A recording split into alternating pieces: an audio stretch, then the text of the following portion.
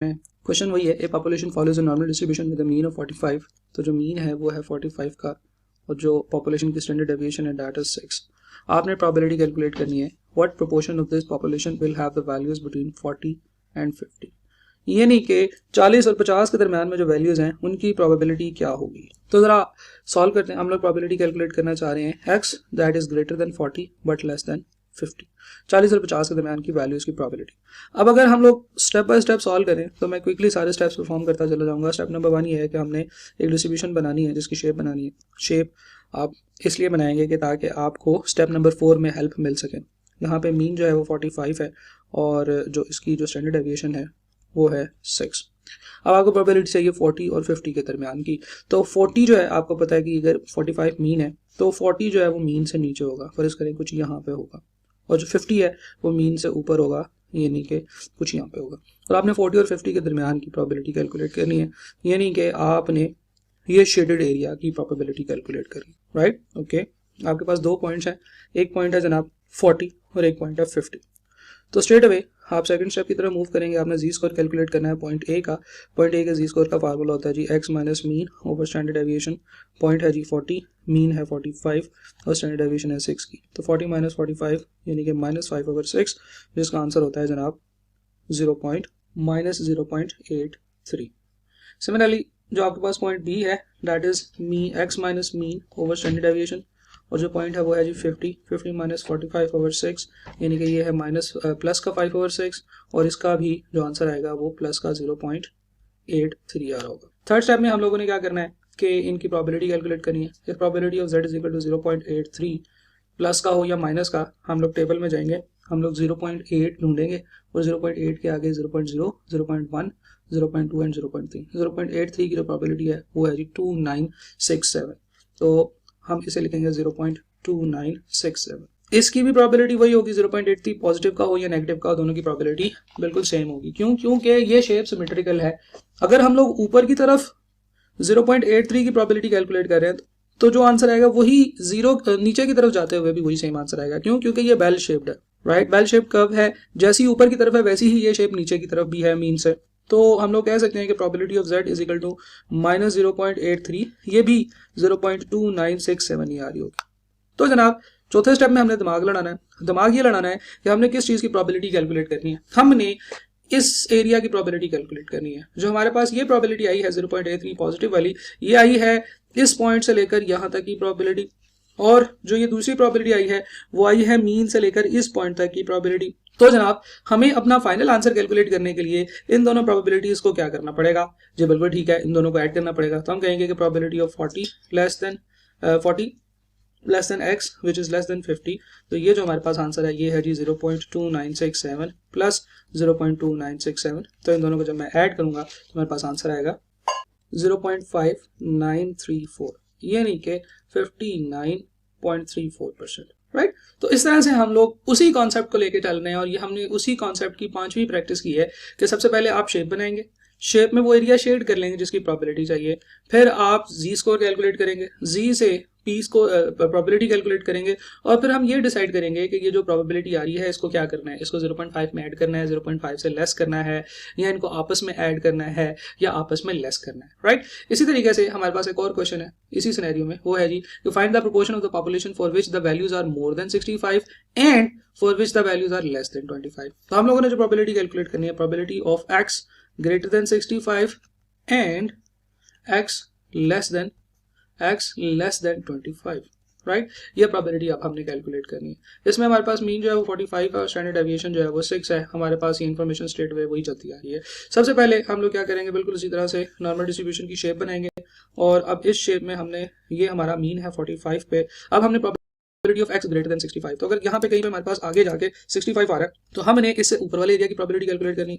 Right, and at the same time x less than 25। तो ये 45 से 65 पे 25 नीचे की तरफ कहीं पे होगा, पर उसका यहाँ पे 25 मुझे मिलता है, इस पॉइंट से नीचे वाले एरिया की प्रोबेबिलिटी कैलकुलेट करनी है। मैं इसको भी आपको हाईलाइट करके दिखा देता हूँ। तो यानी कि ये पॉइंट और ये पॉइंट की प्रोबेबिलिटी कैलकुलेट करनी है। अब स्ट्रेट अवे हम लोग अपने स्टेप नंबर 2 की तरफ मूव करेंगे। स्टेप नंबर 2 ये है कि आपने जी स्कोर कैलकुलेट करना है, और एक है जी पॉइंट ए, फर्स्ट में से पॉइंट ए कह देता हूँ, बी कह देता हूँ। तो पॉइंट ए के लिए जो जी स्कोर है उसका फार्मूला होता है Z X minus mean over standard deviation. X जो है वो है 65, मीन है 45, स्टैंडर्ड डेविएशन है 6 की, तो 20/6 मेरे पास आंसर आ रहा होगा जनाब 3.33।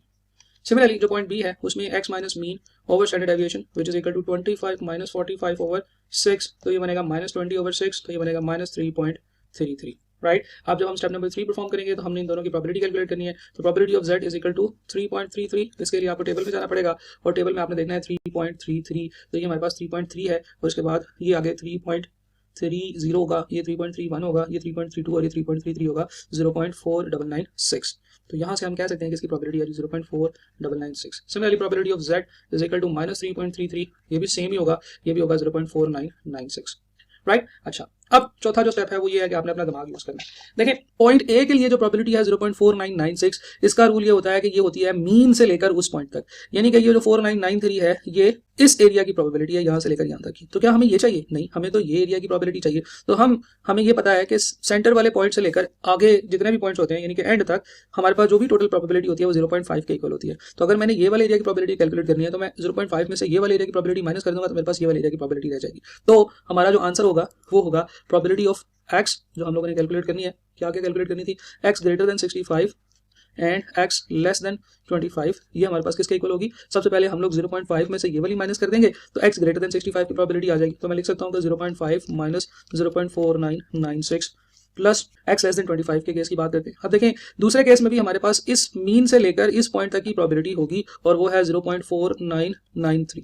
तो क्या हमें ये प्रोबेबिलिटी चाहिए? नहीं, हमें तो ये वाली प्रोबेबिलिटी चाहिए। और रूल ये है कि मीन से लेकर सेंटर वाले पॉइंट से लेकर एंड तक की जो प्रोबेबिलिटी होती है वो भी 50% ही होती है, राइट। तो इसमें से अगर मैं ये माइनस कर दूंगा तो मेरे पास ये रिमेनिंग एरिया की प्रोबेबिलिटी रह जाएगी। तो probability of x less than 25 जो है ये भी मेरे पास इसी तरह से आएगा कि 0.5 माइनस 0.4996। तो ये है जनाब 0.0004 और ये भी है जनाब 0.0004। तो ये कह सकता हूँ कि ये 0.0008 या 0.8%, राइट। तो इस तरह से हम लोग प्रोबेबिलिटी कैलकुलेट करेंगे। Same concept, same rule apply हुआ है। हम लोगों ने 5वीं प्रैक्टिस की है इस चीज की कि आपने सिर्फ और सिर्फ यहाँ पे स्टेप 4 में अपना दिमाग यूज करना है कि आप एक्चुअली कौन से एरिया की प्रोबेबिलिटी कैलकुलेट करें, राइट। तो इसके अलावा आप कुछ और प्रैक्टिस क्वेश्चंस देखते हैं जिनमें कोई डिफरेंट सिनेरियोज हैं और उसके अलावा उसमें कुछ और भी कैलकुलेशंस करने के लिए आपको दी गई है। ये सवाल देखते हैं जरा। उसने कहा है production supervisor finds that the employ on the average complete a task in 10 minutes. अच्छा, ओके, एक बंदे ने कहा है, एक ऑर्गेनाइजेशन में एक बंदा है जो शिफ्ट इंचार्ज है, उसने कहा है कि जनाब 10 मिनट लगते हैं एक प्रोडक्ट को बनाने में। The time required to complete the task are approximately normally distributed with the standard deviation of 3 minutes. उसने कहा कि ऑन एवरेज 10 मिनट लगते हैं, तो this is our average, on the standard deviation is 3 minutes. तो आपको पता चल गया है कि क्योंकि ये एक टाइम से रिलेटेड बात है और जो टाइम है वो भी एक कंटिन्यूस वेरिएबल है, वो हर वक्त तब्दील होता रहता है। तो इसमें हम लोगों ने बात की है कि हम लोग नॉर्मल डिस्ट्रीब्यूशन लगाएंगे। तो नॉर्मल डिस्ट्रीब्यूशन की जो दो मेन बातें हमें पता होनी चाहिए, वो एक तो मीन होता है, वो उसने बता दिया 10 है, और एक स्टैंडर्ड डेविएशन होती है, वो उसने बता दिया 3 है। The proportion of the employees requiring more than 5 minutes to complete a task. अब आप उसने पूछा है कि कितने एम्प्लॉइज ऐसे हैं जो 5 मिनट से ज्यादा टाइम लेंगे एक टास्क को कंप्लीट करने के लिए, राइट। तो हम लोग कहेंगे कि जितनी प्रोबेबिलिटी है उतने ही लोग हैं जो इस काम को 5 मिनट से ज्यादा में सॉल्व करेंगे, राइट। तो अब जरा देखिए कि उसने हमसे प्रोबेबिलिटी कैलकुलेट की है मोर देन 5 मिनट्स की। तो जो प्रोबेबिलिटी कैलकुलेट करने के लिए कहा है, जो प्रोबेबिलिटी ऑफ टोटल पॉपुलेशन है वही प्रोपोर्शन ऑफ एम्प्लॉइज होगी जो कि ज्यादा टाइम ले रहे होंगे। तो स्ट्रेट अवे हम लोगों ने एक्चुअली प्रोबेबिलिटी कैलकुलेट करनी है किस चीज की? x greater than 5। तो हम लोग सबसे पहले स्टेप नंबर 1 क्या होता है? स्टेप नंबर 1 जल्दी से परफॉर्म करेंगे। हम लोग नॉर्मल डिस्ट्रीब्यूशन बनाएंगे। नॉर्मल डिस्ट्रीब्यूशन में हमारे पास सेंटर में मीन है और जो मीन है वो है 10 और स्टैंडर्ड डेविएशन जो है वो है 3 और हमारे पास जो x है जिसकी हमने प्रोबेबिलिटी कैलकुलेशन करनी है वो है 5। तो वो 10 से नीचे की तरफ कहीं यहाँ पे होगा 5, राइट, ओके। और x ग्रेटर देन 5 की प्रोबेबिलिटी कैलकुलेट करने के लिए कहा है, यानी कि 5 से ऊपर वाले ये तमाम एरिया की प्रोबेबिलिटी जो कि एरिया अंडर द कर्व है, राइट, 5 से ऊपर तमाम x ग्रेटर देन 5। तो हम लोग स्टेप 2 परफॉर्म करेंगे। स्टेप 2 क्या है कि हम लोग जी स्कोर कैलकुलेट करेंगे। जी स्कोर कैसे कैलकुलेट होगा? वो होगा जी x minus mean over standard deviation. तो x है हमारे पास पॉइंट नंबर 5, मीन है जी 10 और स्टैंडर्ड डेविएशन है 3 की। तो ये बचेगा जी -5 ओवर 3, तो ये बचेगा जी -1.67। तीसरा स्टेप क्या होता है जी? हम प्रोबेबिलिटी कैलकुलेट करते हैं। Probability if z is equal to -1.67, तो हम माइनस के साइन को इग्नोर भी कर सकते हैं और 1.67 की प्रोबेबिलिटी हम टेबल से देखेंगे। टेबल में देखेंगे आप, दिस इज 1.6, 1.6, 1, 2, 3, 4, 5, 6 और 7। तो 1.67 की जो प्रोबेबिलिटी होती है वो होती है 0.4525। ये प्रोबेबिलिटी होगी 0.4525। अब जो चौथा स्टेप है वो ये है कि हम लोगों ने किस चीज़ की प्रोबेबिलिटी कैलकुलेट करनी है? x ग्रेटर देन 5 की। तो ये तमाम एरिया की प्रोबेबिलिटी कैलकुलेट करनी है। इस पॉइंट से लेकर इस पॉइंट तक की प्रोबेबिलिटी हमारे पास टेबल से आई है, यानी कि इस सेंट्रल पोल से हर एक साइड पे जो भी आप प्रोबेबिलिटी कैलकुलेट करोगे ये इस पोल से लेफ्ट या राइट साइड पे जाएगी। तो इस सेंट्रल पोल से जो लेफ्ट साइड की जो पॉइंट है उसकी प्रोबेबिलिटी है 0.4525। हालांकि आपको तो इससे ऊपर वाले तमाम एरिया की प्रोबेबिलिटी चाहिए। तो आपको पता है कि इस पोल से जो आगे वाली वैल्यूज होती हैं वो 0.50 या 50% के इक्वल होती हैं। तो हमारे पास जो टोटल प्रोबेबिलिटी होगी वो ये हो जाएगी दिस प्लस दिस, तो ये हो जाएगा जी 4525 प्लस 50 0.4525 प्लस 0.50 ये बनेगा जी 0.9525। तो सवाल ये था कि कितना परसेंट जो एम्प्लॉइज हैं उनको मोर देन 5 मिनट चाहिए, तो 95.25% एम्प्लॉइज को मोर देन 5 मिनट चाहिए इस टास्क को कंप्लीट करने के लिए। सिमिलरली एक और सवाल इसी सिनेरियो में, the proportion of the population employees requiring less than 5 minutes to complete a task. हम लोगों ने probability of x less than 5 calculate करनी है। तो ये बहुत ही सिंपल है, ये 1 minus probability of x greater than 5 जो कि अभी हम लोग कैलकुलेट कर चुके हैं, तो हम कह सकते हैं कि 1 माइनस 0.9525, तो ये मेरे पास जो आंसर बचेगा ये बचेगा जी 0.0475, यानी कि 4.75% आर द चांसेस के किसी भी वर्कर को 5 मिनट से ज़्यादा का कम का टाइम लगेगा, राइट। इसी तरह से कुछ और सवाल देखते हैं जिनमें यही सेम कैलकुलेशन बार बार रिपीट हो रही होगी। देखिए बड़ा इंपॉर्टेंट सवाल है, in a population with mean 16 inches and standard deviation of 3 inches, 16 inches का मीन है, 3 इंचेस की स्टैंडर्ड डेविएशन है, what value in inches correspond to a Z score of 2.4, यानी कि कौन सी वैल्यू, कौन सा x ऐसा होगा जिसका जी स्कोर 2.4 आ रहा होगा, राइट। तो अब देखें कि हम लोग क्या करते थे, हम शेप बनाते होते हैं, शेप में हम कहते हैं कि जनाब एक पॉइंट है, सेंटर में मीन है, mean is equal to 16 and standard deviation is equal to what 3, और एक पॉइंट ऐसा है जिसका जी स्कोर 2.4 आ रहा है। अब आप अगर गौर से सोचें तो जी स्कोर ऊपर वाले का भी 2.4 आ सकता है और एक पॉइंट जो कि इससे नीचे है उसका भी 2.4 आ सकता है। तो आपने देखना है कि अगर ऑप्शन है तो ऑप्शंस में 16 से बड़ी वैल्यूज हैं सारी, या 16 से छोटी वैल्यूज भी हैं। तो आप देखें ऑप्शन के अंदर सारी वैल्यू 16 से बड़ी है, तो हम कहेंगे कि अच्छा ये इससे ऊपर कोई पॉइंट है 2.4 जिसका जी स्कोर है, तो ये मुझे पॉइंट नहीं पता क्या है, लेकिन मुझे इसका जी स्कोर पता है कि जब मैं जी स्कोर कैलकुलेट करूंगा तो 2.4 निकलेगा, राइट। तो आपको पता है कि किसी भी पॉइंट का जब आप जी स्कोर कैलकुलेट करते हो तो इसका फार्मूला होता है Z point minus mean over standard deviation, right. तो वो पॉइंट आपको नहीं पता, आप यहाँ से पुट करके वैल्यू फाइंड कर सकते हो। अगर आपका जी है वो है जी 2.4, एक्स आपने फाइंड करना है, मीन है जी 16 ओवर स्टैंडर्ड डेविएशन है 3। तो this is how we calculate. ये हमारा स्टेप नंबर 1 होता था और ये हमारा स्टेप नंबर 2 होता था, लेकिन उसे स्ट्रेट अवे जी कैलकुलेट करके दे दिया और आपको कहा कि मुझे पॉइंट कैलकुलेट करके दे, तो कोई मसला नहीं। हम लोग क्या करेंगे, हम लोग इसी इक्वेशन को रीसेट करेंगे, तो ये 2.4 जो है इसको 3 से मल्टीप्लाई करेंगे तो ये 7.2 हो जाएगा, राइट। यहाँ से x माइनस 16, तो जो हमारे पास x होगा वो 7.2 प्लस 16 यानी कि 23.2 हमारा आंसर आ रहा होगा। तो इस तरह से भी एग्जामिनर आपसे सवाल पूछ सकता है, वो आपको जी स्कोर दे दे और आपसे कहेगा जी पॉइंट कैलकुलेट करें, या अगर एग्जामिनर बहुत ही ज्यादा आपको तंग करने के मूड में होगा तो वो आपको प्रोबेबिलिटी दे देगा, तो फिर आपको प्रोबेबिलिटी से वर्क बैक करना पड़ेगा जी स्कोर, और जी स्कोर से वर्क बैक करना पड़ेगा पॉइंट। तो इसकी भी एक प्रैक्टिस एग्जाम्पल हम लोग इंशाल्लाह अब अगली वीडियो में देखेंगे। Thank you.